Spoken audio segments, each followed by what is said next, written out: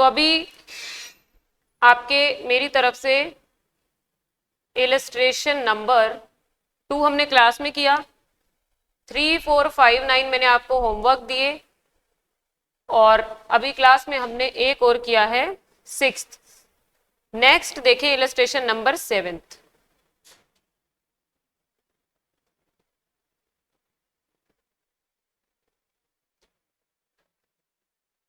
From the following information, prepare a statement showing the expenses which would you disregard in estimation of cost.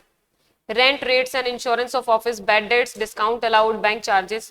ये topic अभी आपका left out है, आप अभी note down करें इसको करने से पहले कि कौन कौन से ऐसे खर्चे होते हैं जो कॉस्ट शीट में नहीं लिखे जाते। वैसे तो हमने बना दिए वही आएंगे, लेकिन कुछ स्पेसिफिक ऐसे हैं जिनको किसी भी हाल में नहीं डालना कॉस्ट शीट में, चाहे कुछ भी हो जाए। तो ऐसी हेडिंग डालो, item not to be included in cost sheet.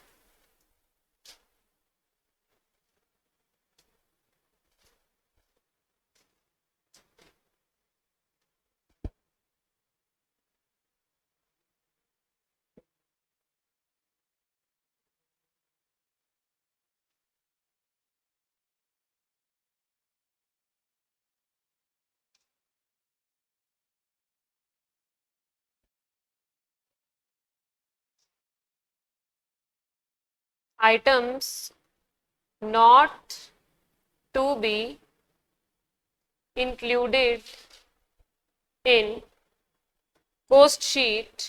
First is income tax. इतने बड़े फॉर्मेट में कहीं पे मिला था क्या इनकम टैक्स? नहीं था, that's why it is not included in the cost sheet. Second is dividend to share holders, या फिर इंटरेस्ट टू डिबेंचर होल्डर्स। और किसको इंटरेस्ट दे सकते हैं? लोन के रिस्पेक्ट में, बैंक यानी bank loan.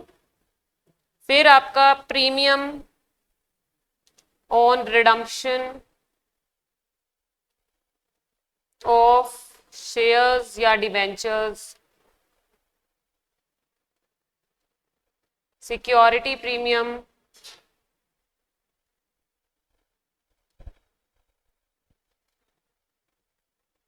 Interest on capital,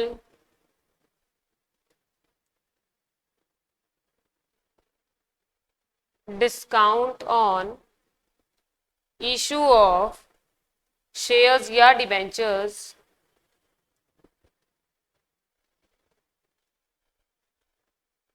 पहला पॉइंट इनकम टैक्स, दूसरा कंपनी वाले सारे जो भी खर्चे हैं डिबेंचर्स के, डिविडेंड, शेयर्स का डिविडेंड, डिबेंचर्स का इंटरेस्ट, लोन पे इंटरेस्ट, रिडम्पशन पे कुछ प्रीमियम, जो भी है ये सारे नहीं आएंगे कॉस्ट शीट में।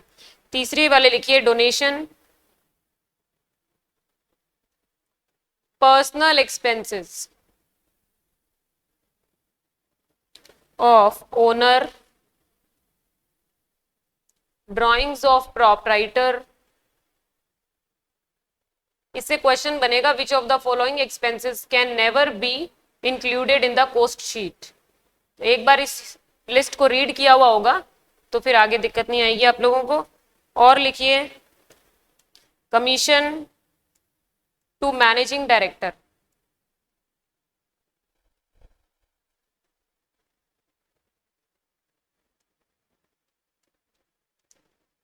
अंडर राइटिंग कमीशन,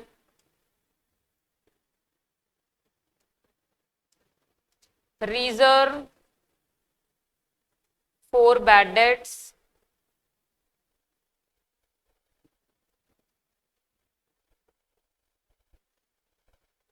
इतनी लिस्ट है ये exclusions from the cost sheet.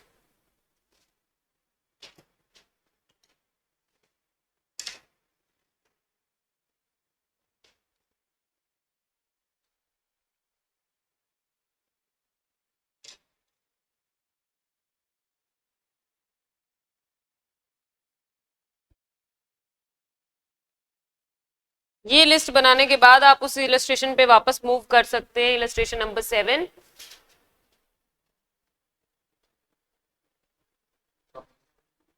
Managing director.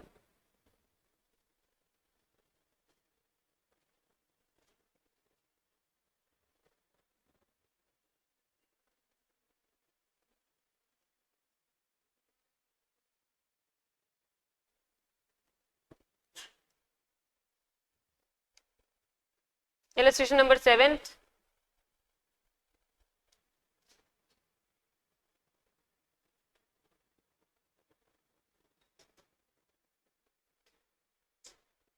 From the following, prepare a statement showing expenses which would you disregard in estimation of cost. तो अब वो लिस्ट पढ़ने के बाद डोनेशन नहीं आएगा, ठीक है। यहां से देखो कौन कौन सी चीजें नहीं आएगी। Rents, rates and insurance of office आता है या नहीं आता है? कहां पे आएगा? ऑफिस एंड एडमिनिस्ट्रेटिव ओवरहेड्स में आएगा। बैड डेट्स नहीं आएगा, मैंने अभी एक लिस्ट बनवाई थी, रिजर्व फॉर बैड डेट्स या बैड डेट्स एक ही बात है, ये नहीं आएंगे। Discount allowed, bank charges and donations 150, donation तो उस लिस्ट में आ ही गया है कि नहीं आएगा। बैंक चार्जेस आए थे कॉस्ट शीट वाली लिस्ट में कि आते हैं ऑफिस वाले में लीगल एक्सपेंसेस और बैंक चार्जेस, सिर्फ डिस्काउंट अलाउड रह गया जो अभी हमें नहीं पता चल रहा कि आएगा या नहीं आएगा। तो ऐसी कुछ आइटम जो आपके मॉड्यूल में स्पेशली दी गई है कि इसको ऐसे कंसीडर करना है, उन्हीं में से ये एक है। ये कायदे से आना चाहिए था सेलिंग एंड डिस्ट्रीब्यूशन ओवरहेड्स में, क्योंकि एक टाइप से सेल्स को बढ़ाने के लिए आप डिस्काउंट देते हैं किसी को, पर क्योंकि दो तरह के डिस्काउंट होते हैं, कैश डिस्काउंट और ट्रेड डिस्काउंट, और दोनों के पीछे रीजन भी अलग अलग होते हैं। आपको पता है दोनों के पीछे क्या रीजन होते हैं? ट्रेड डिस्काउंट सेल इंक्रीज करने के लिए दिया जाता है, और कैश डिस्काउंट दिया जाता है कि जब हम उधार पे मतलब सेल कर दें तो जल्दी से पैसा रिसीव हो जाए। हम कह देते हैं अगर आप जल्दी दोगे तो आपको कम देना पड़ेगा, जैसे फी का लमसम पेमेंट करेंगे तो 1000 कम देने पड़ेंगे, वो कैश डिस्काउंट है। इस तरीके से जो दोनों में से ट्रेड डिस्काउंट है वो तो आना चाहिए सेलिंग एंड एडमिनिस्ट्रेटिव ओवरहेड्स में, और जो कैश डिस्काउंट है वो कहीं नहीं आना चाहिए कॉस्ट शीट में, क्योंकि उसका कॉस्ट से कोई रिलेशन नहीं है, वो तो पैसा वापस जल्दी मिले उसलिए होता है। तो जब डिस्काउंट अलाउड में नेचर ना दिया हो कि वो क्या नेचर का है, तो हम क्या मानेंगे, ये कैश डिस्काउंट है और ये कॉस्ट शीट में नहीं आएगा। तो रीजन के साथ मैंने आपको एक और आइटम बता दी कि डिस्काउंट अलाउड नहीं आएगा, तो जो लिस्ट है वहां पे जाके नोट डाउन कर दो कि डिस्काउंट अलाउड नहीं आएगा, ब्रैकेट में डाल दो कैश डिस्काउंट।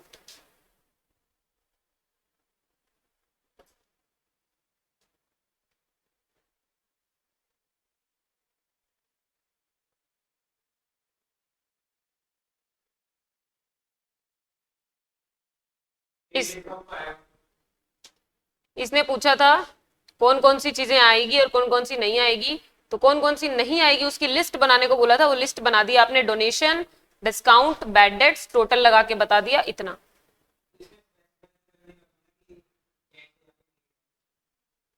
स्पेसिफाई ये करता नहीं है, ये डिस्काउंट अलाउड ही देता है। और अगर आपको थोड़ा भी याद हो तो ट्रेड डिस्काउंट की एंट्री नहीं होती थी, ट्रेड डिस्काउंट सिर्फ अमाउंट से लेस होता था, लेकिन कैश डिस्काउंट की एंट्री होती थी, डिस्काउंट अलाउड अकाउंट डेबिट या टू डिस्काउंट रिसीव्ड। हम अकाउंट्स में सब चीज पढ़ेंगे, कोई प्रॉब्लम नहीं है, जो भी बेस आपका वीक है तो भी उसको अच्छे से लेकर आएंगे, लेकिन अभी आपको इतना याद रखना है कि डिस्काउंट को नहीं लेना है कॉस्ट शीट में। Now come to illustration number 8।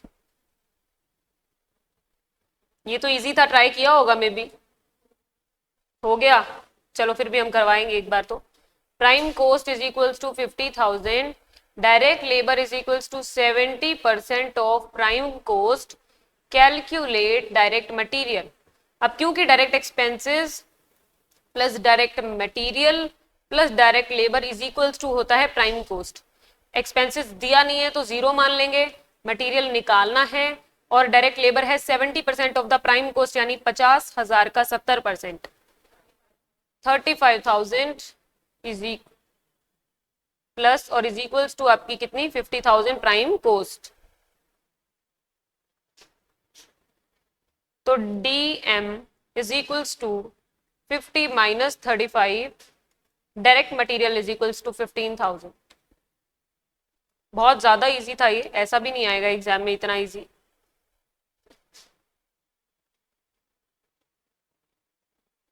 Illustration number 9 मैंने आपको दिया था, देखती हूँ बाकी करवाने लायक होगा तो करवाते हैं।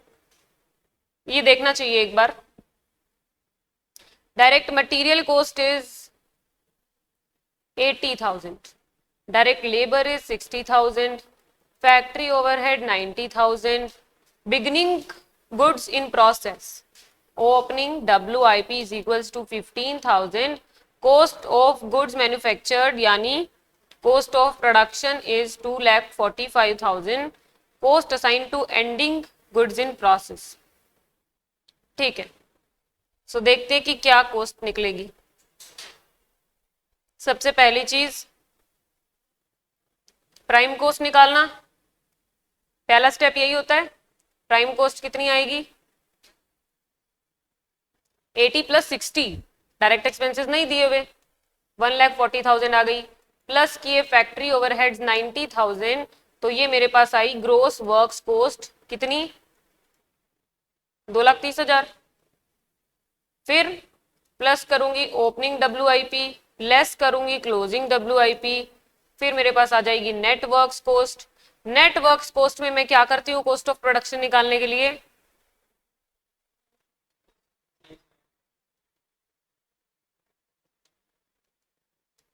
यही है क्या? बताओ, जो मैंने लिखा है क्या वो यही होता है क्या? Net works cost plus administrative overheads then cost of production आ जाती है क्या? कंफ्यूजन हो रहा है? कोशीट खोलो।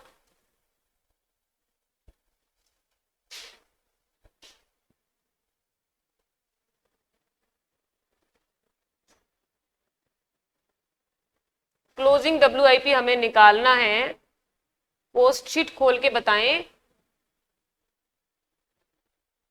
कि क्या ये फॉर्मेट जो मैंने बनाया है ये सही है या नहीं है।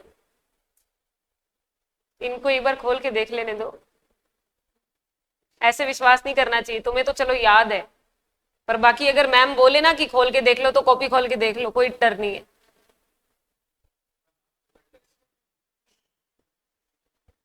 कॉपी नहीं होगी तो ट्रस्ट करना ही पड़ेगा, बनी हुई कॉपी। कोस्ट शीट निकालो।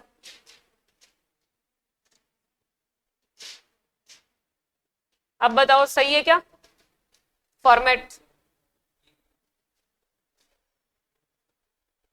इतना घबरा क्यों रहे हो? कॉन्फिडेंस से बोलो सही है, यही है फॉर्मेट। अब क्योंकि इस क्वेश्चन में आपको कॉस्ट ऑफ गुड्स मैन्युफैक्चर्ड दे दी कितनी? 2,45,000, ये दिया नहीं है तो ये जीरो है, और क्लोजिंग WIP हमें पता नहीं है, तो अगर ये जीरो है तो इसका मतलब ये है नेट वर्क्स कॉस्ट 2,45,000। उल्टा चलेंगे नीचे से ऊपर। सो कॉस्ट ऑफ प्रोडक्शन, अब ये इतना मामला सेट है, net works cost 2,45,000 plus zero is equal to cost of production 2,45,000। अब हम यहां से ऊपर जाते हैं, यहां से ऊपर गए तो gross works cost plus opening WIP less closing WIP is equals to net works cost. इसको इस फॉर्मूले में किसी को कोई डाउट नहीं है ना? तो अब ग्रोस वर्क्स कॉस्ट डालो 2,30,000, ओपनिंग WIP कितना? 15,000, माइनस क्लोजिंग हमें पता नहीं है, x मान लेते हैं इसको, और नेट वर्क्स कॉस्ट है 2,45,000। सॉल्व करो इसे।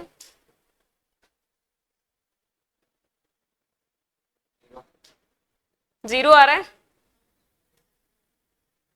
Minus x is equals to 2,45,000, so x is equals to 2,45,000 minus 2,45,000 is equals to zero, यानी इस क्वेश्चन में क्लोजिंग WIP नहीं है। और ऐसे क्वेश्चन ही आपको एग्जाम में फंसाने के लिए आते हैं, क्योंकि जैसे ही हमारा आंसर जीरो आता है तो हमें यकीन नहीं होता है कि जीरो होगा, तो फिर हम है ना अपनी मर्जी से दिमाग लगा के प्लस माइनस करके उसका कोई आंसर निकाल देते हैं, और वो आंसर आपको ऑप्शन में भी मिलता है। जो हमारा दिमाग चलता है वो एग्जामिनर हमसे पहले चलाता है, ठीक है? तो अगर कभी जीरो आंसर आए तो ऐसे नहीं सोचना है कि वो नहीं हो सकता है, आपको अपने फॉर्मूले पे विश्वास होना चाहिए कि हमने जो लगाया वो सही है। तो इलस्ट्रेशन नंबर 9 हो गया है। 10th देखें। गिवन डेटा, फिनिश्ड गुड्स का ओपनिंग इन्वेंट्री, फिनिश्ड गुड्स का closing inventory, cost of goods sold, what will be the cost of production. तो अगर आप कॉस्ट शीट में जाएंगे जो अभी हमने रिवाइज की, उसके हिसाब से कॉस्ट ऑफ प्रोडक्शन में जब हम opening stock of finished goods add करते हैं, closing stock of finished goods less करते हैं, तो क्या मिलता है? तो मिलता है कॉस्ट ऑफ गुड्स सोल्ड। तो अब हमें इसी इक्वेशन में अमाउंट डालनी है। तो मुझे बताओ, अब आप लोग बोलेंगे कॉस्ट ऑफ प्रोडक्शन कितनी दी हुई है, तो निकालनी है। एक्स ले लो इसको। ओपनिंग फिनिश्ड गुड्स कितने दिए हैं, 30,000। क्लोजिंग कितने दिए हैं, 50,000। कॉस्ट ऑफ गुड्स सोल्ड कितना दिया है। अब इस इक्वेशन को सॉल्व करके एक्स की वैल्यू निकाल के बता दो। 2,10,000। x is equal to 2,10,000। अगर आप इस क्वेश्चन को इक्वेशन बना के नहीं करते और कैलकुलेटर में करते, आई कैन एश्योर यू कि साइन की मिस्टेक हो जाती, क्योंकि जो क्वेश्चन उल्टा चलता है, कॉस्ट ऑफ प्रोडक्शन निकालनी है, गुड सोल्ड दी हुई है, वहां पे गड़बड़ होने के चांस ज्यादा है। तो लिख के इक्वेशन बना के करना। शॉर्ट फॉर्म यूज कर सकते हैं, कोई प्रॉब्लम नहीं है आपको। ऑनलाइन वालों इलस्ट्रेशन नंबर 10 हुआ।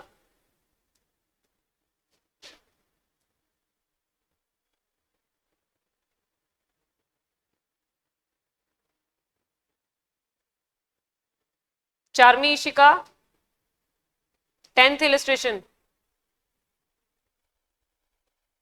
तब तक आप लोग 11th देखें।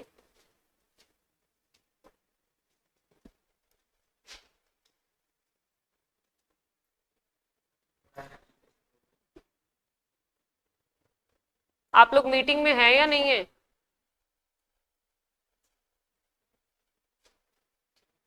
तो बताइए 10th वाला इलस्ट्रेशन समझ में आया या रिपीट करूं।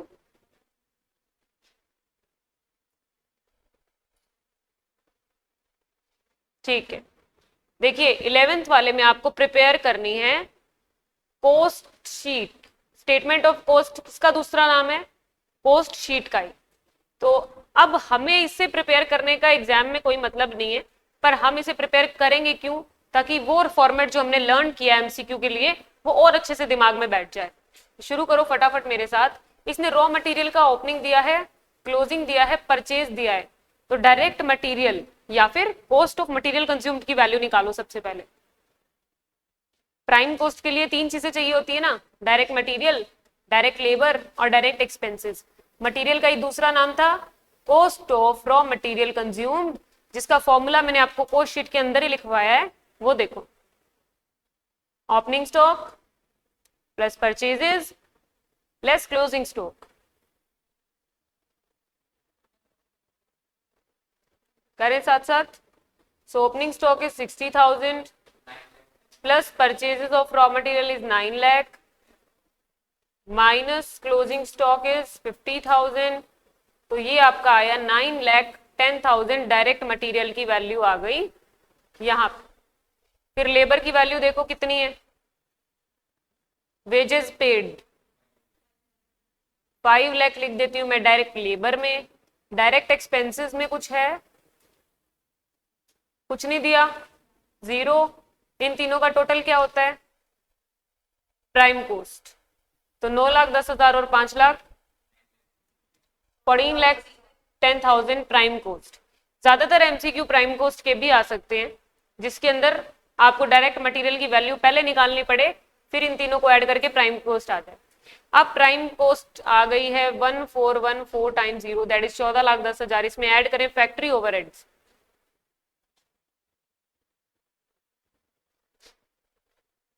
Plus 2 lakh factory overhead. अब क्या आया मेरे पास, इसका नाम क्या दूं, prime cost plus factory overheads का नाम क्या होता है, gross factory cost plus opening finished नहीं opening WIP less closing WIP. बताओ क्या क्या है ओपनिंग डब्ल्यूआईपी और क्लोजिंग डब्ल्यूआईपी। 24 और 30, 24,000, 30,000 और नेट वर्क्स कॉस्ट की amount I.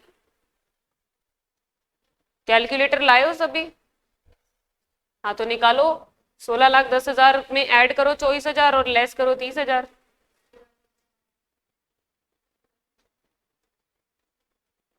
16,04,000 net works cost add administrative and office overheads कितने हैं, 50,000। ये आई कॉस्ट ऑफ प्रोडक्शन। 1654000। अब इसमें ऐड करूंगी opening stock of finished goods, less करूंगी closing stock of finished goods, तो आएगा cost of goods sold.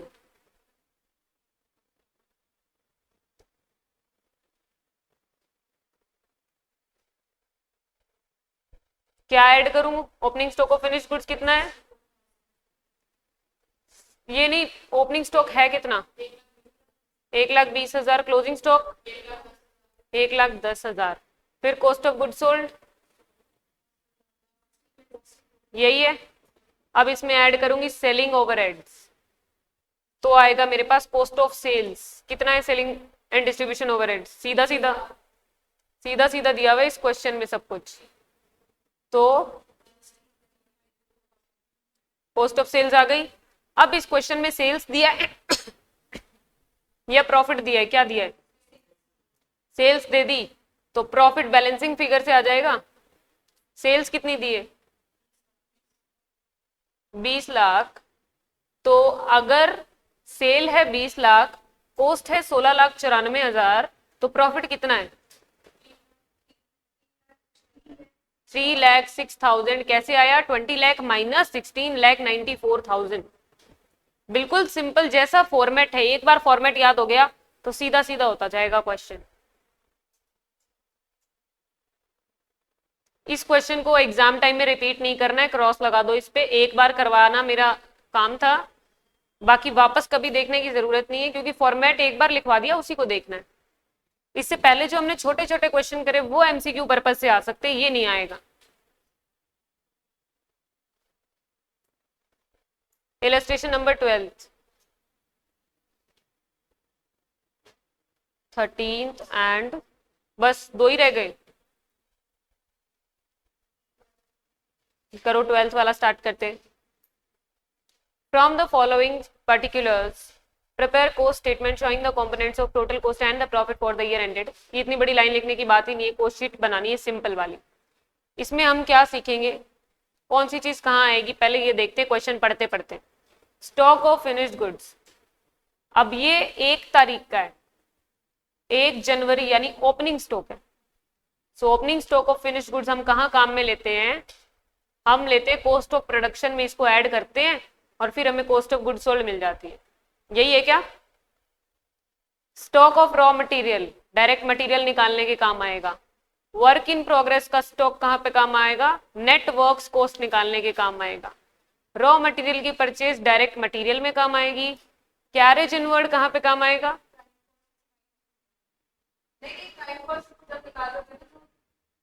Direct material में।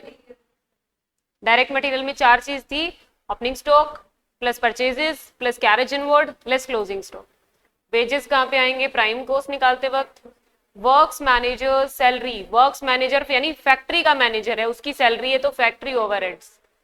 Factory employees salary, factory overheads. Factory का rent, factory overheads. Replacement of machinery, factory overheads. पार, factory overheads. Other production expenses भी factory overheads. Stock of finished goods, ये closing stock है finished goods का, तो ये COP के टाइम लेस हो जाएगा। रॉ मटेरियल डायरेक्ट मटेरियल में आएगा। Work in progress net works cost में आ जाएगा। जनरल एक्सपेंसेस कल मैंने बताए थे। Office overheads. Sales for the year, ये तो लास्ट में सेल्स ही आएगी। इनकम टैक्स ये नहीं आएगा। Dividend, debenture interest, goodwill return of,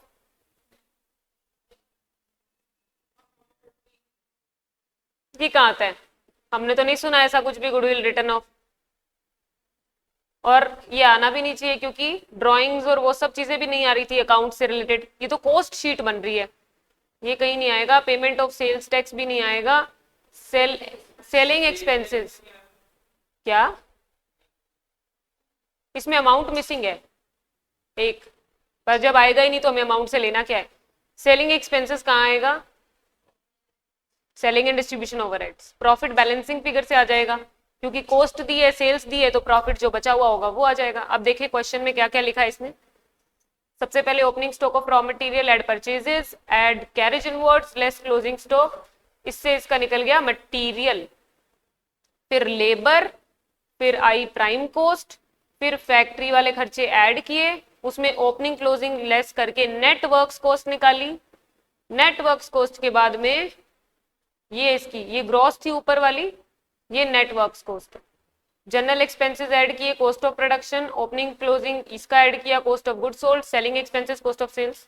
अब सिंपल है, डिस्कशन हो गया है, प्रैक्टिस आपको करके आनी है एक बार कि इसमें कोई अमाउंट कहाँ क्यों आई या क्यों नहीं आई, वो सब आप मुझसे कल पूछेंगे स्टार्टिंग में। ठीक है, 13th वाला इलस्ट्रेशन। अगर किसी को लगे कि स्पीड ज्यादा जा रही है तो वो इंटरप्ट करके बोल सकते हैं। Mr. Gopal furnishes the following data related to manufacture of standard product during the month of April. ये इसने डेटा दिया, you are required to prepare a cost sheet. और आपको क्या बताना है, कॉस्ट पर यूनिट बतानी है और प्रॉफिट पर यूनिट बताना है। ठीक है, निकालते हैं।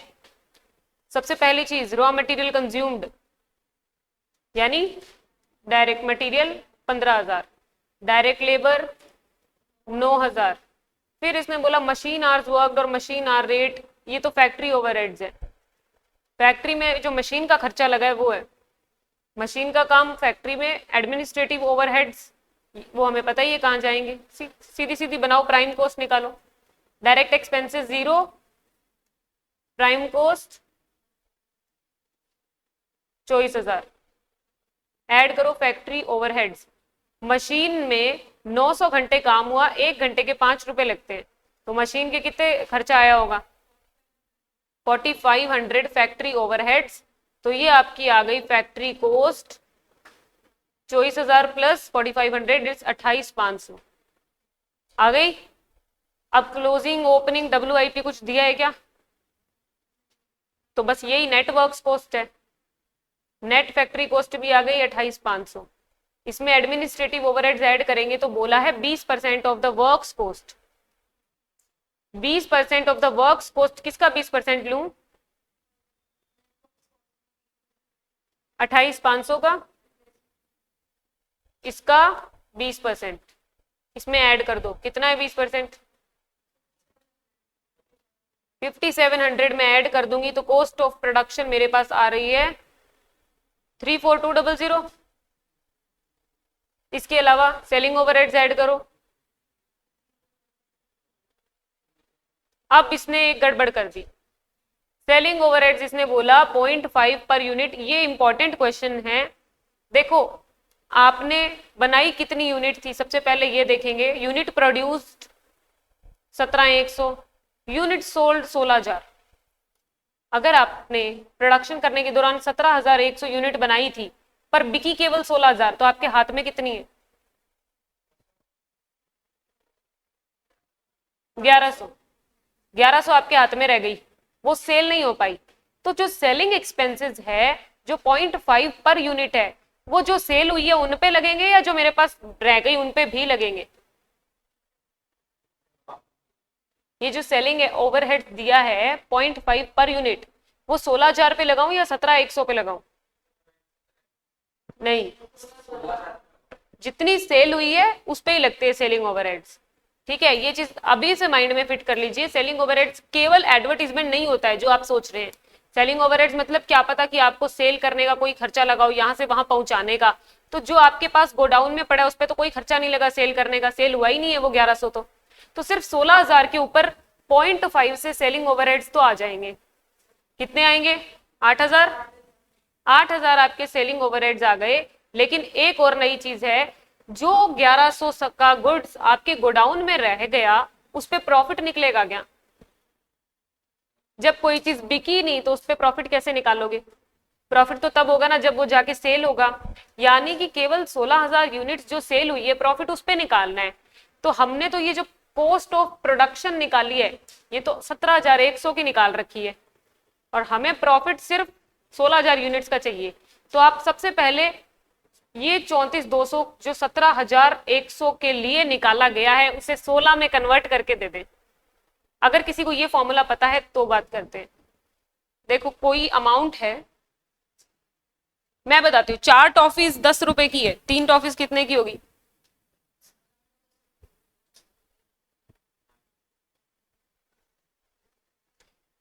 क्या 8 रुपए की? कुछ भी एस्टिमेशन कर रहे हो? 7.5 की होगी। ठीक है, कैसे निकाला? पहले एक टॉफी का निकाला। तो वैसे ही एक और तरीका होता है कि 4 टॉफीज 10 रुपीज की है, तो 3 कितने की होगी, ऐसा निकालने के लिए ये तरीका है। जिसके लिए निकालना है उसे ऊपर रखो, जिसका दिया हुआ है उसे नीचे रखो, और क्या दिया हुआ है उसे मल्टीप्लाई में रखो। क्या आंसर आएगा देखो इससे? 7.5 ही आएगा। तो यहां पे क्या हुआ है, यहां पे 17,100 यूनिट की कॉस्ट ऑफ प्रोडक्शन कितनी दी है? 34,200। और 16,000 की हमें निकालनी है। तो उस फॉर्मूले के हिसाब से जिसको निकालना है उसको ऊपर रखो, जिसका दिया हुआ है उसको नीचे रखो, और जितना दिया हुआ है उसको मल्टीप्लाई में रख दो। आंसर बताओ इसका।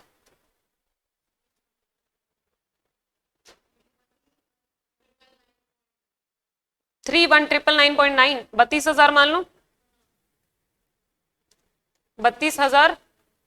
ठीक है, अब मैं नया कॉस्ट ऑफ प्रोडक्शन से काम करूंगी, क्योंकि मेरे को प्रॉफिट निकालना है, और प्रॉफिट सिर्फ उन्हीं यूनिट्स का निकलता है जो सेल होती है।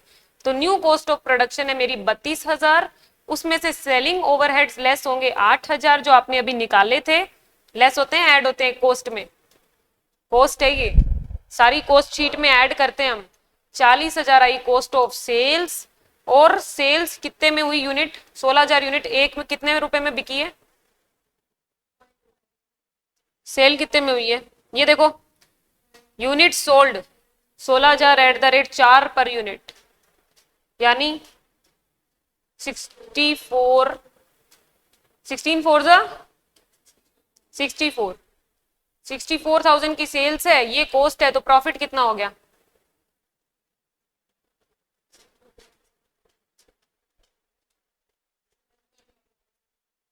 $24,000। रिपीट करें इसे, एक बार कर देते हैं। चीजों को वहां समझने की जरूरत पड़ती है जहां आपको दो अलग अलग यूनिट्स दे दे। सारा काम सेम चल रहा था, कोई दिक्कत नहीं आ रही थी। यहाँ नया काम क्या हुआ कि आपने बनाई तो बहुत ज्यादा यूनिट्स, बट सेल उससे कम हुई।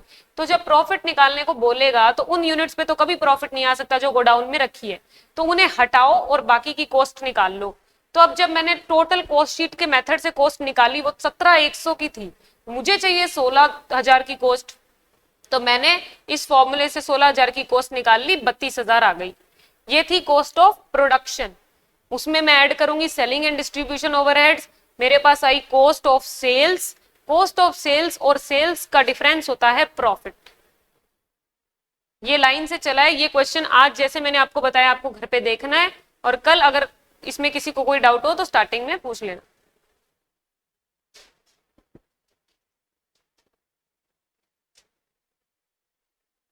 इंपॉर्टेंट मार्क करके रखना इसको। इसको इंपॉर्टेंट इसलिए नहीं मार्क करवा रही कि आपके एग्जाम में आने के चांसेस है, पर ये आपके इंटर में बहुत ज्यादा काम आएगा। तो अभी आपको थोड़ा सा क्लियर रहे तो अच्छी बात।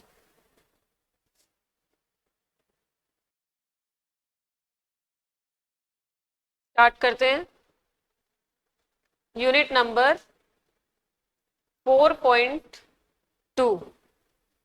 इस यूनिट में जो भी दिया है, बस एक पेज के नोटबुक के एक पेज में मैं आपको जो भी लिखवाऊंगी आपको उतना ही पढ़ना है। तो वो लिखो, स्टार्ट हो जाओ।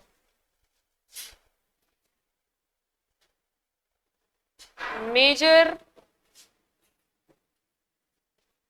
Application of cost accounting in facilitating business decisions। Cost accounting की डेफिनेशन डे 1 पे जो मैंने बताई थी, कोई किसी को याद? अकाउंटिंग मैनेजमेंट को इंफॉर्मेशन देने के लिए। मैनेजमेंट की क्या काम आती है? इंफॉर्मेशन डिसीजन लेने के लिए। तो इसमें लिखा है कि कॉस्ट अकाउंटिंग बिजनेस के डिसीजन में किस तरीके से हेल्प करता है, तो उसके कुछ पॉइंट्स दिए गए वो देखिए। Point number 1, classification and sub division of cost.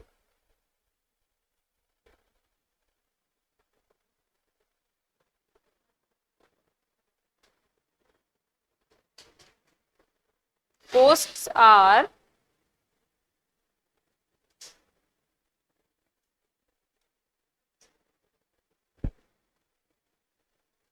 collected and classified by various ways in order to provide information to management for control purpose.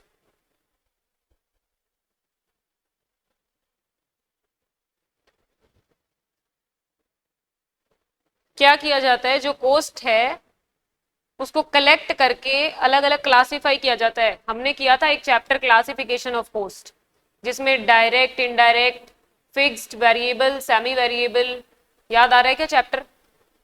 तो उसे क्लासिफाई क्यों किया जाता है? ताकि मैनेजमेंट को पता रहे कि फिक्स्ड कॉस्ट कितनी है, वेरिएबल कितनी है, किसे कंट्रोल किया जा सकता है, किसे नहीं किया जा सकता। तो एक एप्लीकेशन है कॉस्ट अकाउंटिंग की, classification and sub division of cost. Second is control of material, labor and overheads.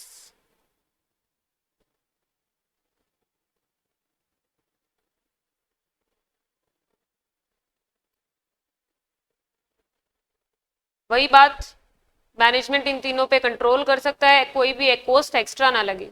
तीसरा business policy.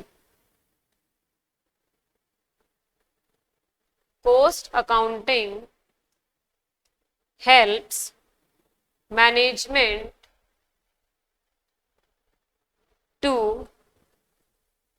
take decisions and formulate policies.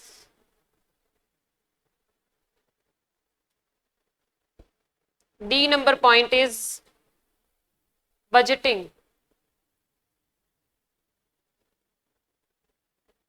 Budgeting क्या होता है, किसी ने सुना है? बजट बनाना। तो बजट बनाने में कॉस्ट अकाउंटिंग हेल्प करती है। कैसे?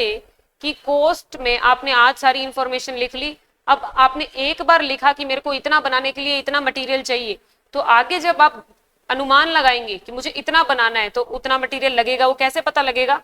आज एक बार कॉस्ट शीट बनाओगे तो उससे आइडिया आ जाएगा। तो कॉस्ट अकाउंटिंग आपको हेल्प कर रही है बजटिंग करने के लिए। नेक्स्ट पॉइंट, इसके अंदर कुछ नहीं लिखना है, ई पॉइंट लिखिए,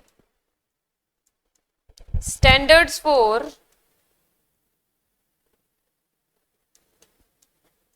मेजरिंग एफिशिएंसी। कॉस्ट अकाउंटिंग ने हमें स्टैंडर्ड्स दिए जिससे हम एफिशिएंसी मेजर कर सकते हैं। टोटल कितने स्टैंडर्ड्स हैं? 24। F point, best use of limited resources. Cost accounting की वजह से आपको ये पता लग जाता है कि कहीं पे कुछ वेस्टेज तो नहीं हो रहा, तो जो लिमिटेड रिसोर्सेज है आप उनका बेस्ट यूज कर पाते हैं। Next is price determination.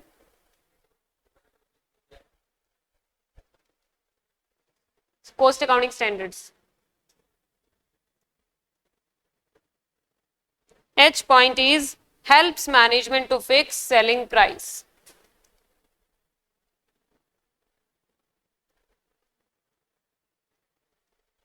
इस यूनिट का कोई वेटेज नहीं है, इसका क्वेश्चन आने के कोई चांस भी नहीं है, पर क्योंकि बुक में है तो हमने लिख दी। एक बार आप रीड करके चले जाएंगे।